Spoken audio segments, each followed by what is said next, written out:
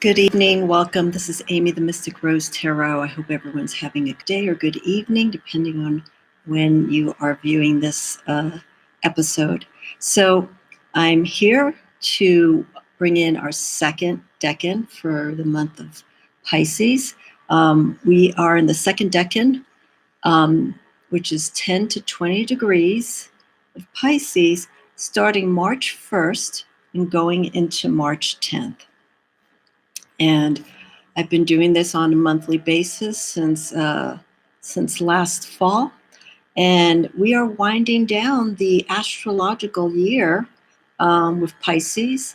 And then come after the 20th of March, the 21st or 22nd, we move into the new astrological season, sign, and year, starting off with Aries. So I am at this moment debating if I want to continue this series because I started with the decans for late summer, early fall. If you look back in my playlist, I have all the decan readings that I did from the first one. So I think the first one was late August, early September, which is the first decan for Virgo. So I'll see. I'll see if I want to continue this. It makes sense to do it, but I feel like I want to take a break from doing the decan readings and move into some other things, still astrological and tarot related, but we'll see. I'll see where my heart moves me with this because I do enjoy it, but I feel like I need to take a little bit of time off from doing this. So anyhow, let's go right into it. So again, we are in our second decan, 10 to 20 degrees in the sign of Pisces. And this starts March 1st, going into March 10th. Now, I want to point out something. Since getting the Unified Esoteric Tarot and looking at the Golden Dawn astrological correspondences and working through the Tarot of the Holy Light tarot deck, those three decks in particular, or influences, have different perspectives of astrological influences in the tarot. So Tarot of the Holy Light by Christine Payne-Taylor, which is one of the cards I'm featuring here, has a different placement of planetary rulership in the sign for that decan. And so does the Unified Esoteric Tarot, and so does the Golden Dawn astrological correspondences. So, but one thing I have noticed, the second decans, I don't know if this is just the way it's said or just what I've been experiencing. Second decan, which represents the first week of each astrological month, like for first week of Aries, which is like April 1st. So that'll be 10 to 20 degrees. 10 to 20 degrees in Taurus, which would be the first week in May, like May 1st to the 10th. What I'm noticing is the characteristics during the 10 to 20 degrees, the second decan of each astrological month. I feel the characteristics of that astrological sign. Let's stick with Pisces since this is the month we're working with. Really shows the strong influences and personality of that sign. Okay, so with the first decan in each astrological month, 0 to 10, the planetary rulership of that sign is always in that first decan. Okay, so from 0 to 10 degrees is Neptune and Pisces, and that goes right across the board with the Golden Dawn astrological correspondences, which is an influence for love, the Rider-Waite-Smith decks that use astrology. And with Aries, the 0 to 10 decan will be Mars in Aries. So that main planet ruler of that sign always introduces the first decan, which is 0 to 10 degrees. Okay, so it takes in attributes of the sign that it was in previously. So here we have the first decan, February 20th, to the 28th or 29th. Last year was the 29th because of leap year. It pulls in a little bit of Aquarius and a little bit of Pisces. Okay, because we're moving from that transition. It is the month of Pisces, but it's still transitioning. And then when we get into the second decan of each astrological month, as I mentioned, I feel those are that second decan is 10 to 20 degrees of each astrological month, is what Pisces is all about, is what Aries is all about, Taurus, so on and so forth. I feel those are the strong characters. So people who are born the first week of each month of that astrological sign, I feel, are the true personality of that astrological sign. So I just wanted to point that out. Kind of went off a little bit on a tangent, but I've been noticing when going through the signs and the planetary relationships to those signs that there seems to be a commonality. So with the Unified Esoteric Tarot, okay, we're again 10 to 20 degrees. Here we go from March 1st to March 10th.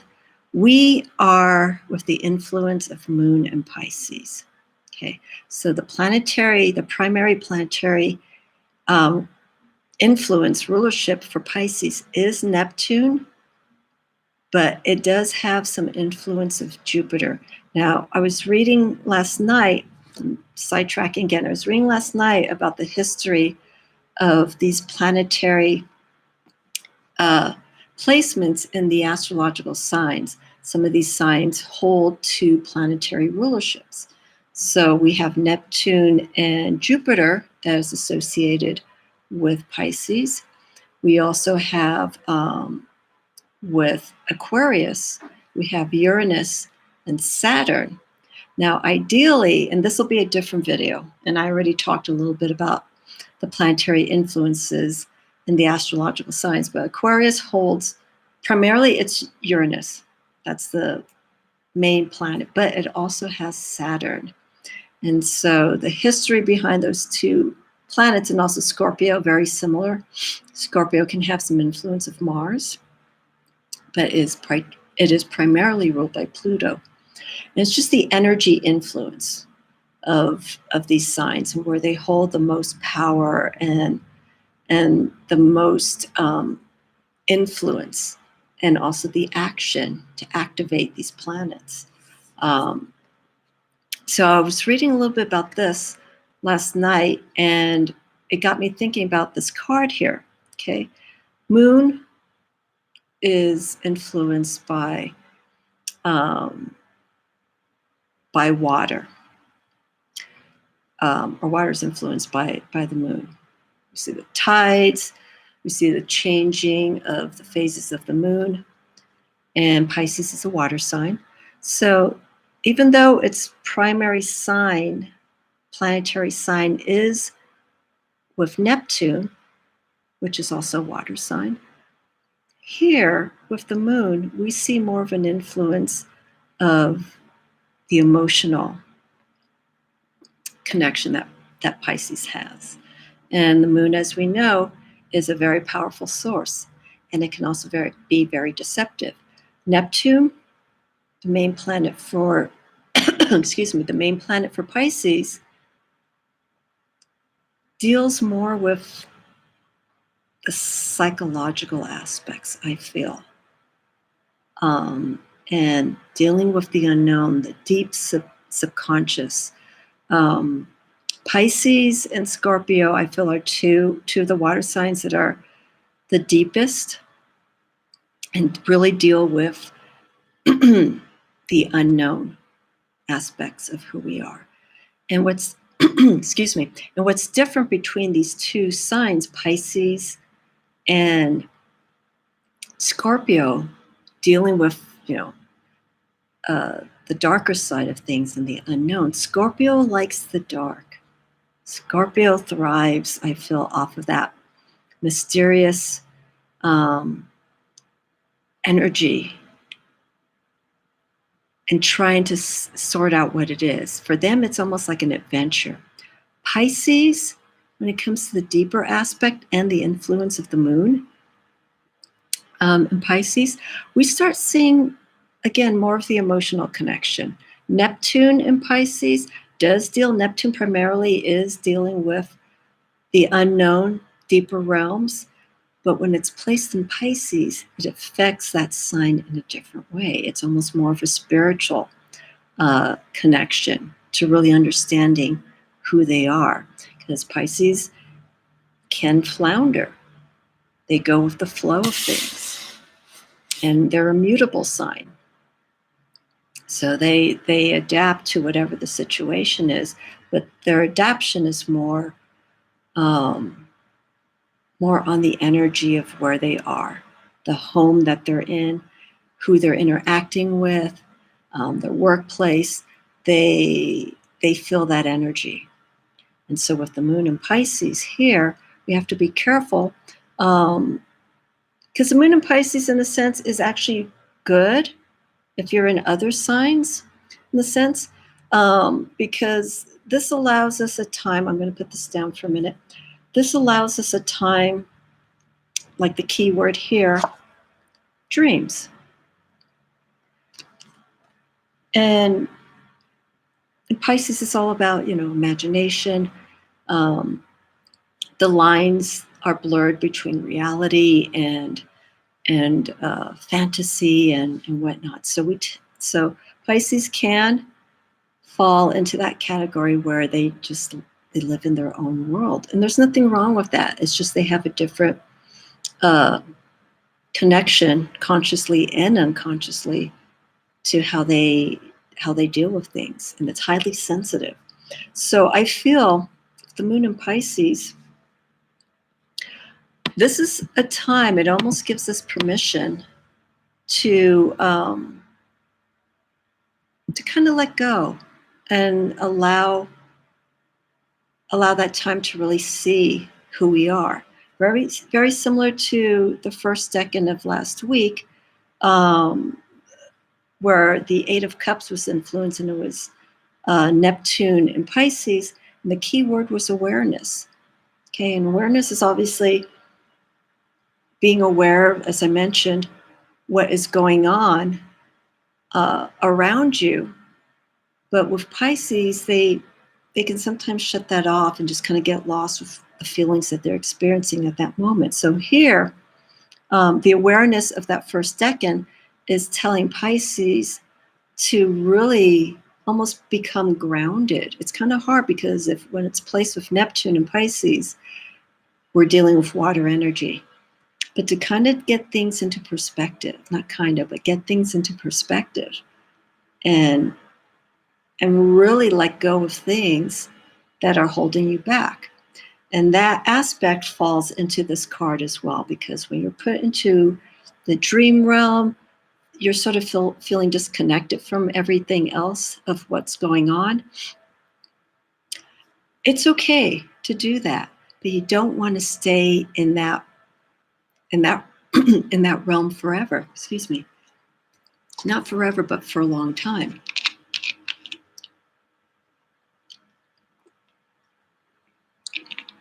It's okay to experience this, but you have to also be aware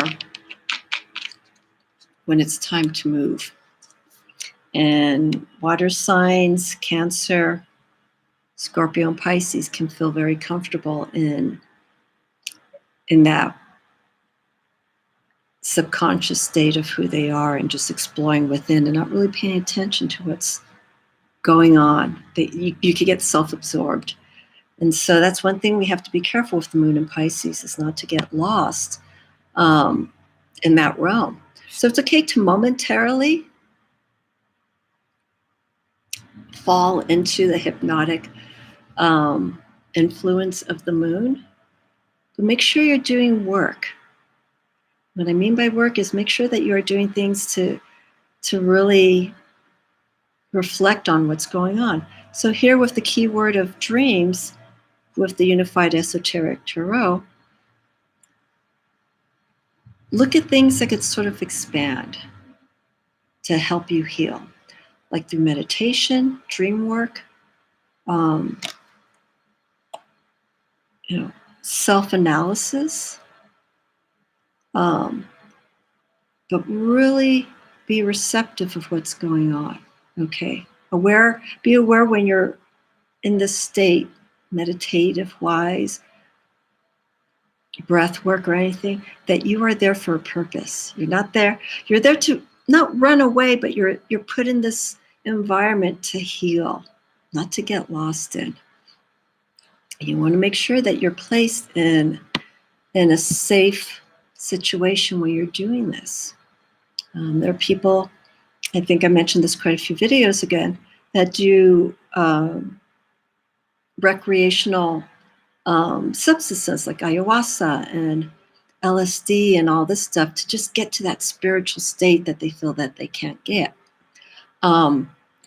I pass no judgment on anyone who explores spiritual practices by doing those sources. It's not my thing. So when you're in a realm of working with those kinds of drug influenced tools, you have to be careful. And so that's what I'm saying, when you're doing spiritual work and you're healing yourself, and if you're using substances like that, make sure that you are in a safe place. So if something does go the wrong way, you have someone there that can guide you. Basically, these are people that are known as sitters. Sitters are watchers. They have had this experience, and they can monitor, and they could talk people through what's going on and hopefully get them into a state where they're coming back. So, but I feel when you're doing this meditation work, breath work, anything like that, to really search what's going inside, it's wonderful, because what we're trying to do is we're trying to release those boundaries that we have, and be emotionally and spiritually receptive to what's going on at that time. Journal down what you're feeling. And if it feels like it's a good release, then that's great, because you are making steps. So again, this can also come, again, as I mentioned, this can also come in dream work. You can work through whatever the issue is through your dreams. And I'm still working on that myself, because my dreams, I don't know the best way to describe it. I don't have any dream retention. I know I dreamed, and I only remember bits and pieces of it. And so I don't know if I want to say if I feel that's negative, or if it's just a way of me expressing what's going on psychologically and how I'm feeling at that time. But in a way, dreams are a release.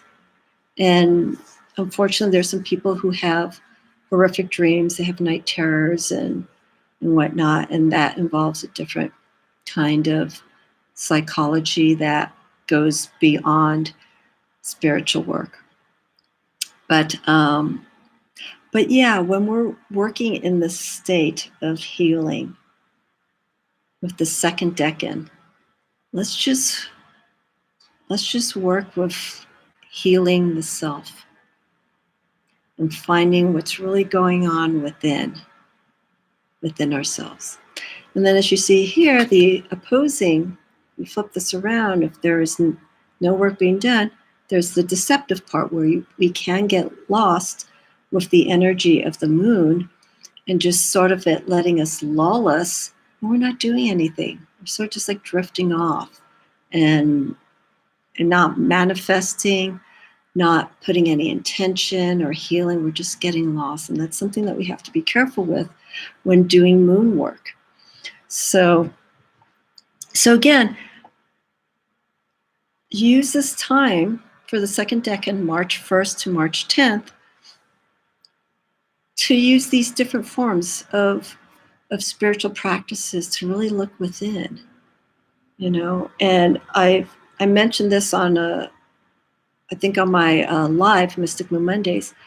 For women, I feel the best time to do any form of divination, and this is a challenge, is when you are like a week a week or so, or a few days before your cycle starts, where those hormones are going up and down and you're feeling really, not clear. Some people will probably disagree with me, say that's not a good time because you're not balanced. I feel it's a great time because this is stuff that's churning inside you. It can be hormone related, but it's also psychologically how you're feeling. And so I feel when you have that kind of imbalance hormonally and all this stuff is going on, it affects women differently. Some women, they don't get any PMS symptoms, which lucky for them. But with others, I feel it's a good time to start pulling the cards and just seeing what comes up, because you may be surprised and may reveal something that you weren't aware of when you are out of your cycle, or being highly influenced by the moon. Because sometimes that moon can throw people off as well. Men and women, regardless of your cycle. So I feel that's the best time to do this kind of work. And this is what I'm doing right now.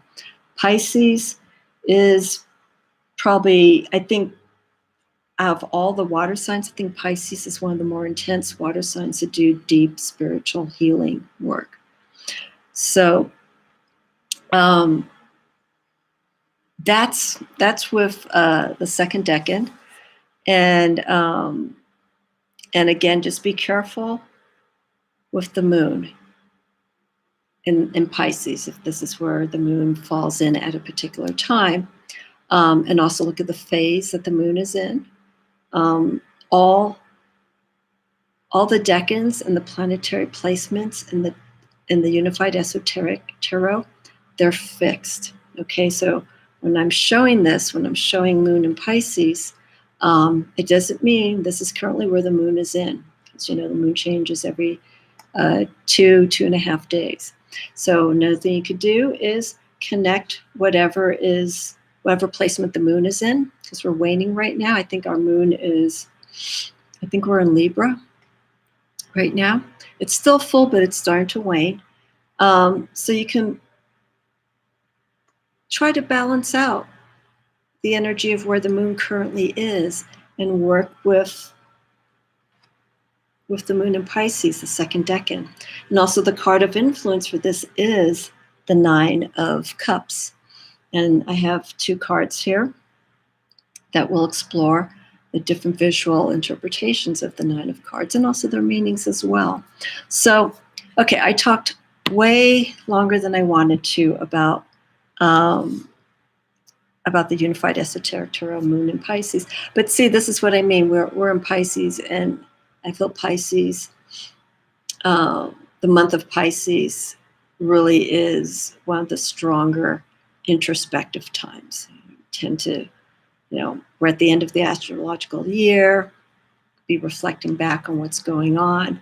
Some people do that the end of December, so we're going into a new year. But here, this is astrologically the end of the year. So the energy is placed more in the position of the signs and the planets at this time. And then comes Aries, and we start spring, and the energy starts moving up. So we're actually when you really think about this, we're really at the waning new moon state of the astrological wheel. And then when we go into the new astrological season of Aries, we start waxing, we start gaining light. And then summer would probably represent the full apex of the planetary influence of that time. And with the sun, everything's vitality, and that falls into Leo. But we start seeing, as light is getting more, energies waxing, energies gaining. Okay, so let's go right along. Let's start with the Lamina Tarot. And here's their version of the 9 of Cups. And this is beautiful because we see the circular formation, the wheel-like formation of the cups here. They are placed between the sun and the moon. They are right in the center. And it's showing that balance. If you want to take the the Moon in Pisces influence from the Unified Esoteric Tarot, we start seeing the balance of what's real, reality, conscious, and what's subconscious, the underlying issues. And we're seeing that we have made the steps to heal, to move on, and to create the achievement, the fulfillment that we really wanted to have towards what we may have had a challenge with the Eight of Cups. We need to bring that awareness in with the Eight of Cups. And here, we're starting to manifest this. These are things that we are striving towards. This is the result of doing inner self-work, releasing fear, insecurities, anything that could possibly hold you spiritually back. You have the alignment between behind the emotional desires of the moon and the energy, the vitality of the sun. It shows that things have been transformative for you and that you are allowing the confidence and awareness of your true self to come out so that you can, have the success that you need. And emotionally with Pisces, that's where I feel the premise of ongoing success lies with them. They have to feel what they've created is of bearing to them. They have to feel it, like you've heard the saying, in their truest, deepest part of their heart, they have to feel like that piece of work that they did, music, painting, contracts, whatever, really worked. If it doesn't feel like it isn't working, then that's when the challenging comes to the Pisces. And then you start reflecting, it's like, God, this didn't really work. What did I do wrong? And that's when you have to start doing inner work, bring awareness. You don't want to get disconnected. You don't want to get lost so much into what you did wrong and whatnot. You want to see the steps, find that aspect that kind of went wrong, address it, make peace with it, pull it out, throw it out, because it's in the past, and you move on. When you throw out things that are negative within you, you're creating space for more to come in. And that's what we're getting here with the Nine of Cups. So acknowledge the hard work that you've done and sacrifices that were taken to arrive at the state of self-empowerment, to follow your heart's desires. So, don't be hard on yourself because you've already gone through those steps of healing and looking within. But this shows the outcome of the work that you've done. You were honest with yourself. And you got down to the nitty-gritty, and it's just like, okay, this is it. You were ready to make this change that you needed so that you can have that ongoing success within yourself. But you have to feel it here. You have to feel the success and the fulfillment from your heart, from the subconscious. And so I think with Pisces, they can feel a little bit overwhelmed with that, but you just take steps with that, and address one issue at a time. All right. So now with the Tarot of the Holy Light, we have a different planetary placement. Let me move it here. We have Jupiter in Pisces. So as I mentioned, Jupiter is one of the influences for Pisces. And Jupiter is of optimism, positivity, luck, expansion, widening the horizon of things, seeing things at a larger level, larger perspective. So here,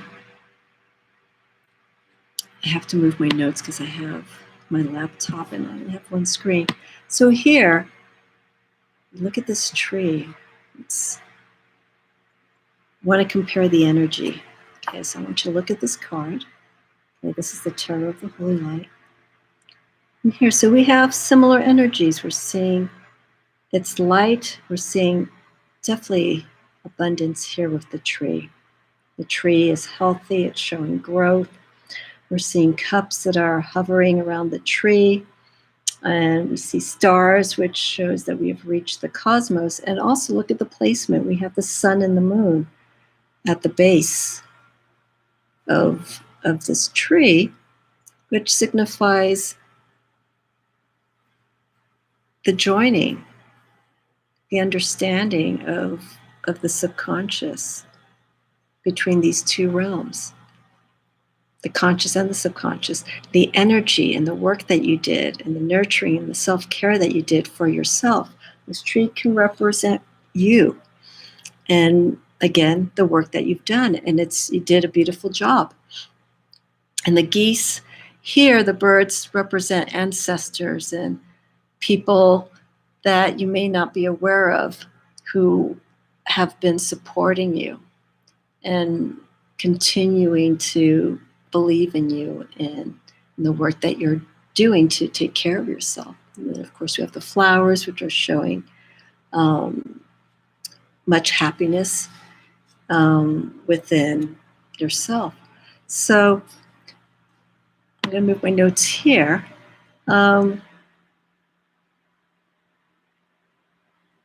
Primarily, this card, very similar to the Lamina Tarot, and this saying goes for both cards. You're following your heart's desires, but you're also making the right choices. And you feel the choices that you made. Here it's reversed. Here it comes from the heart and then the mind. Usually when we work with air signs, it's the other way around.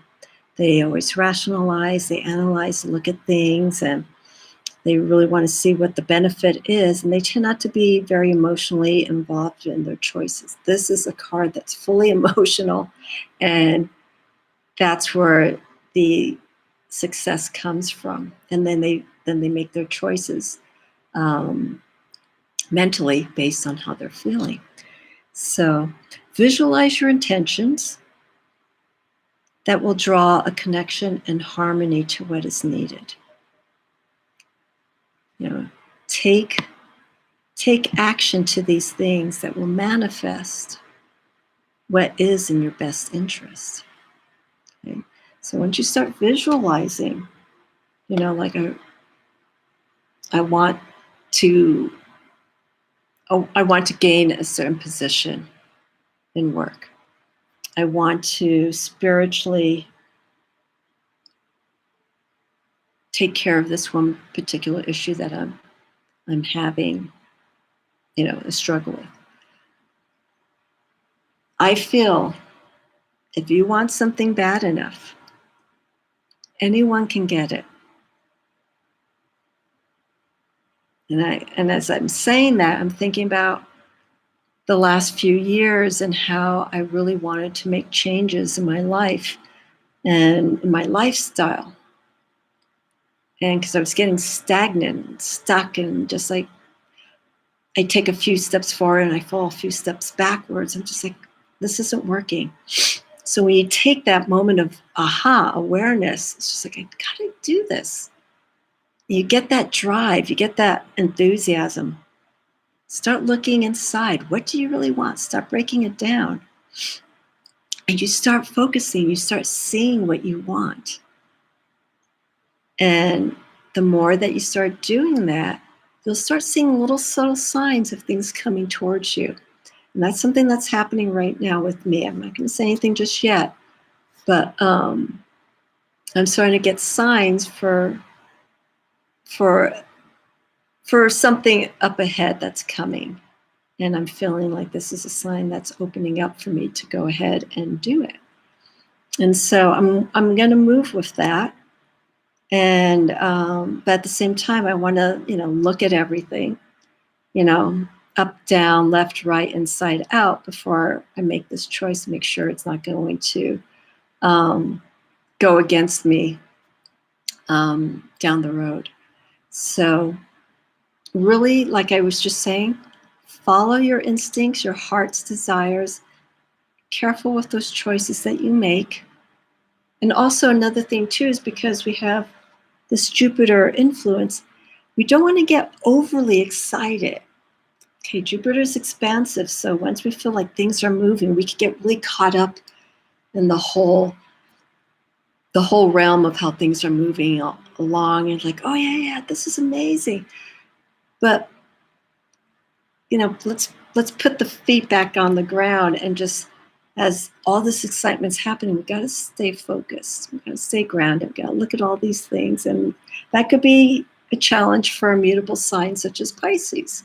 Because Pisces is just going with the flow and whatnot, and it's not until someone brings it to their attention that it's like, hey, dude, you kind of, that's great what you're happening, but you're missing some things here that really need to be brought to attention. So that's really important.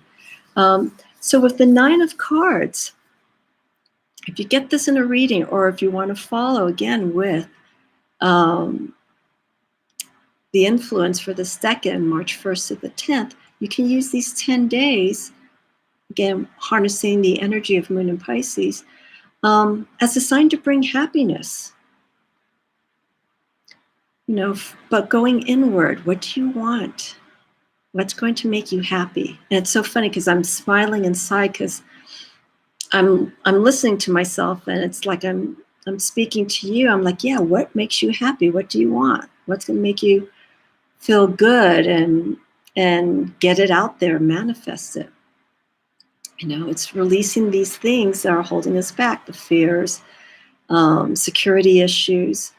And even though the work is going to be challenging, don't be hard on yourself, but stay devoted, stay dedicated to it. If you believe in what you're feeling, but you feel you have to let go of some things, do it.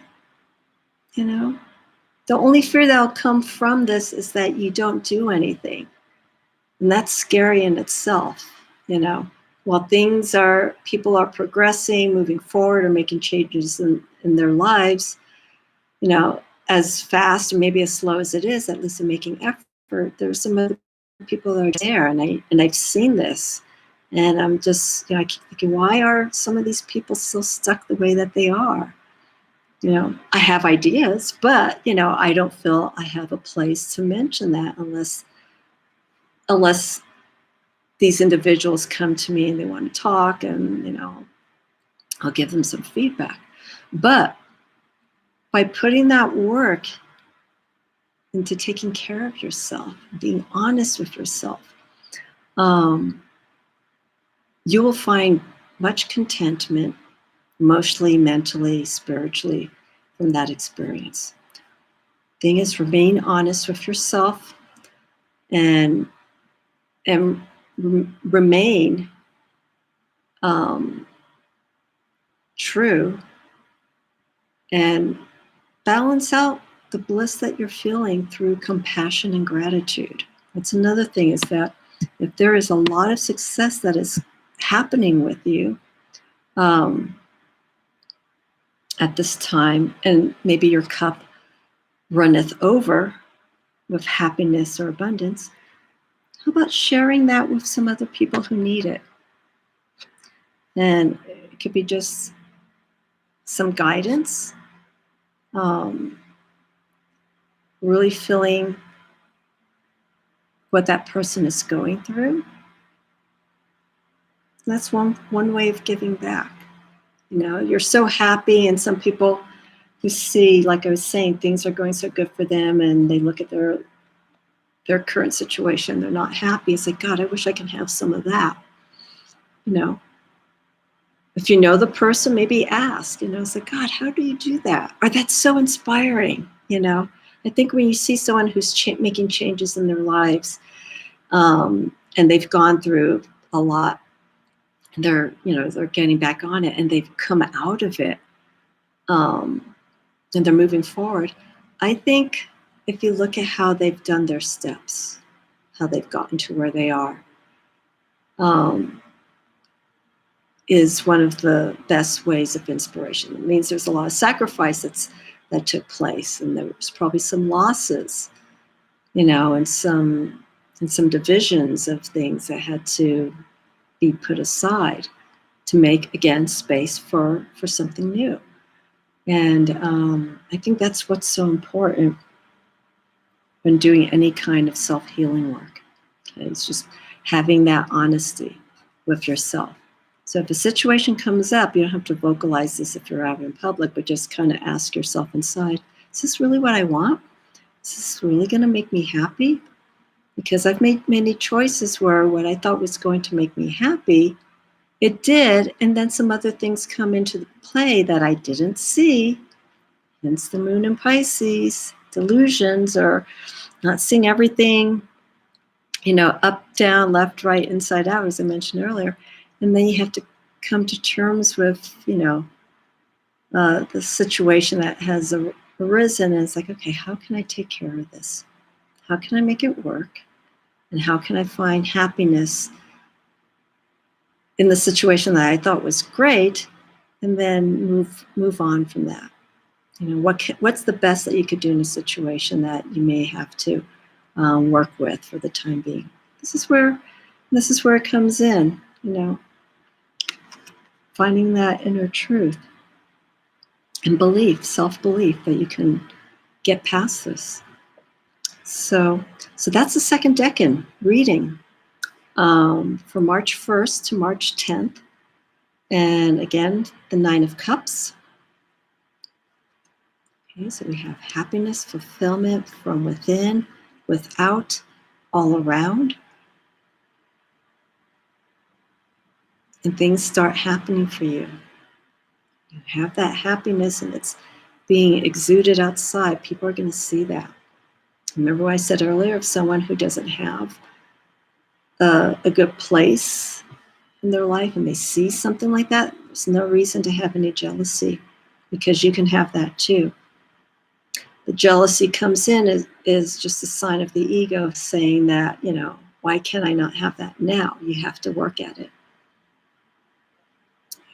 So that's the importance. So, and also too, Pisces is part of the 12th house. It's a planet that rules the 12th house of secrets and karma and hidden things. So it's, if you have Pisces in your 12th house, depending on the planet of influence, especially if it's Neptune or whatnot, then you're going to definitely do a lot of work for any past actions or any unrevealed issues that need to come out and to be dealt with. So I think with the moon in Pisces, this is a really good representation of 12th house energy of exploring ourselves. So yes, I will be back on March 11th or 12th. I usually give 1 or 2 days from the date of the next decan, so I could do the video, and I have this also typed up more or less as a post on Instagram. It's also on my website. It's slightly modified because Instagram, you're limited with how much you can write. But the next month, or the next decan, 20 to 30 degrees, is going to wrap up the month of Pisces. And then what I'm going to do is, at that time, it's going to be March 11th to the 20th or 21st. And what I'll do is, when we get to that third decan of 20 to 30 degrees, I'm going to do a recap, and I'm going to discuss the properties of the previous decans and seeing the pattern of how that influenced the month of Pisces and how things have shifted, how it's a time of really looking internally, but really healing. That's what the premise of, I feel, the month of Pisces is. Going within, but don't get lost in the waters, especially when you go in deep, doing all that shadow work or sacred healing. You don't want to get lost. This is temporary. Please remember, when you're doing any kind of healing work, this is temporary. You do the work, you jot down the notes how you're feeling. You close the book, or you shut the video off. Some people do video logs of this, and you heal. You know, you make these promises that this is what I'm going to do because we want to see progression. Once we've gone through all this for the month of Pisces, again, we're in Aries. We want to come out, you know, with energy, vitality. We want to feel this as we go into the next season, spring. And that fiery Mars energy in Aries, impulsive, and they also rule the head, so they have to be careful not to get so overwhelmed with what they're doing, the creative process, so on and so forth. So we're going to talk on the last decan, 20 to 30 degrees. We're going to talk about the 10 of Cups, which is 9s are normally seen as the culmination. 10 is showing that culmination and recirculating back to the beginning of the journey of the cups. So we'll explore that, but again, I'll do that recap as well from March 11th to 20th, the third decan. I'll just go ahead and drop what the planetary influence is. It's Pluto. So it's going to be Pluto and Pisces for the third decan. So we got intense energy. We got Neptune, Moon, and Pluto. So we're seeing a lot of deep work during the month of Pisces. Okay, so just be gentle with yourself when you're doing this kind of work. Any questions, feel free to contact me via my website. You can leave comments here. I think maybe when I do the third decan, I'll do it live. I think this will be nice and to get questions in about these kinds of readings here and interpretations. So yes, I will see you March 11th. 11th or 12th, we would take your day. If you have any questions, again, let me know. You can contact me all through the description box, and any questions, of course, feel free to let me know. All right. Thank you so much for watching. Appreciate your patience. Sometimes I keep these videos short, but if I feel like there's a lot of information to share, I'll just let it go. So I'm going to wrap it up here. Have a wonderful day, week, and I will be seeing you again soon. Happy Pisces, second decan, Moon in Pisces.